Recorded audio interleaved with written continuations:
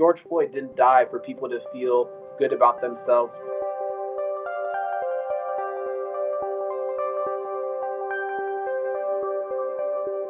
I'd seen this kind of social media fervor in my past, starting with Trayvon Martin. Trayvon Martin wasn't enough. Sandra Bland, Philando Castile, Tamir Rice, we can name so many. Every moment caused grief in our community. That grief was shared with some people for a little bit, but ultimately there was a time limit to how much we could grieve publicly and how long we could demand change.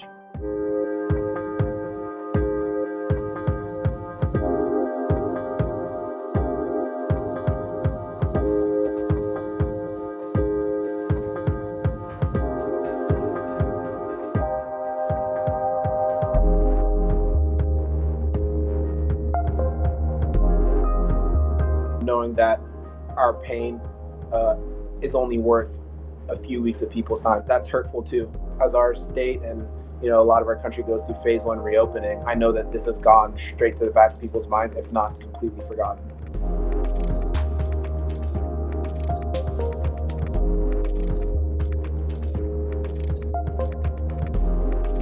I think this time could be different. As a Black community, we have continued to find our voice as a collective, where in the past I felt alone, even though I know I wasn't, where I felt alone in this grief.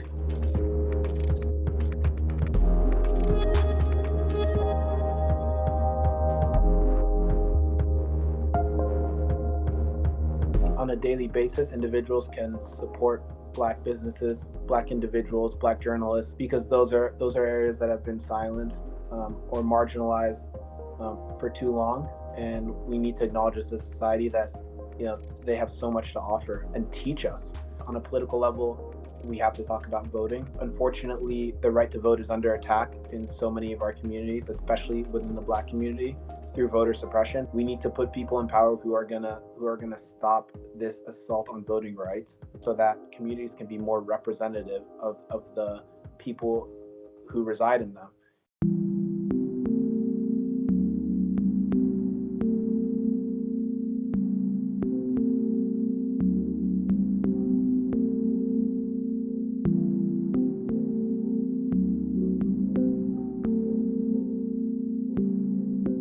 Issues growing up when I was younger, but especially at 11 or 12 when I was at a tournament in Disney.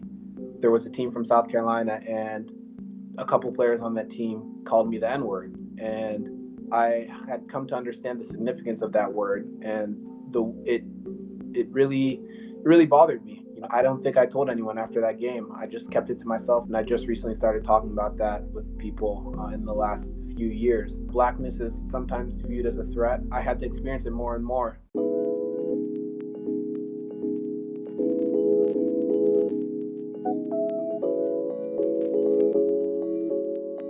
It's given me an appreciation for cultures, not just the French culture, but all the other European nations and the African nations as well, and even the Asian nations all over South America. I want to learn more about where my immigrant friends grew up, and how and what kind of similarities do our cultures have, whether it's through food or through music or through sport. And it makes me more wholesome in my perspective, knowing that the US isn't the only country in this world. Some people, to no fault of their own, because they don't have that background, feel as if the US is the center of our world. But I'm just grateful that I've been surrounded by people who have had different perspectives and experiences and have challenged my worldview and ultimately have made me more wholesome in my perspective.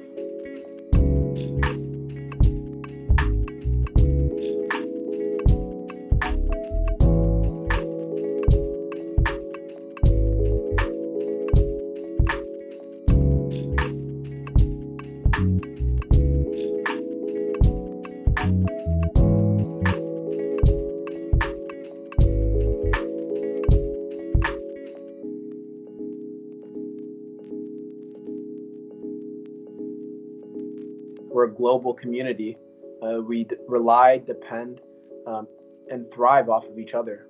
And so we shouldn't have this us versus them mentality ever. We should be looking to help each other in whichever way possible and create more and more coalitions and just keep the world moving in the right direction.